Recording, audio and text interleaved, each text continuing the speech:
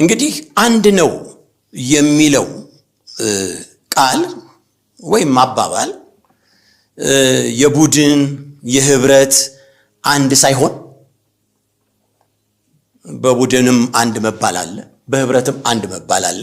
ነገር ግን ይሄ የቡድንና የህብረት አንድ ሳይሆን የቁጥር አንድ መሆኑን ልንረዳ ይገባናል። የቁጥር አንድ ኒውሜሪካል ዋን ነው እና እንጂ የህብረት አንድነትን ወይንም ደግሞ የማህበር አንድነትን ወይም የህብረት አንድነትን የሚያመለክት አይደለም። ላለመሆኑ በጣም ሰፊ የሆኑ የእግዚአብሔር ቃል ማስረጃዎች አሉ። በተለይ እግዚአብሔር አንድ በሚለው ነገር ላይ የህብረት አንድነት የቡድን አንድነት እንዳይደለ በእግዚአብሔር ቃል ምንም የማያወላዳ ወደ ቀኝም ወደ ግራም ዞር የማያስደርግ ማስረጃ አለ። እግዚአብሔር የተመሰገነ ይሁን።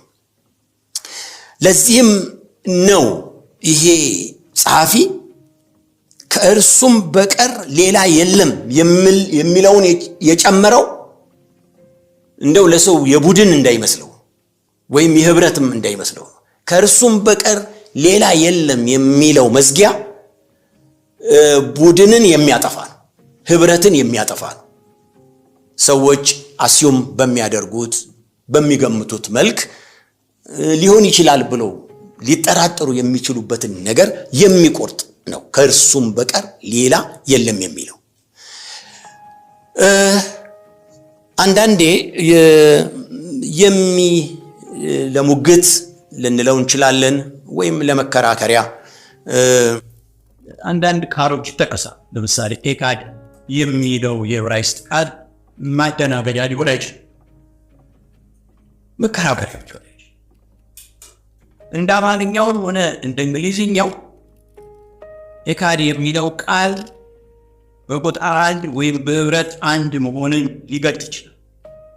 በእንግሊዝኛው ፒወር አንድ የሚለው ቃል ዋን የሚለው ቃል ህብረትን አንድነትን ሊገልጥ ይችላል። እንዳገባቡ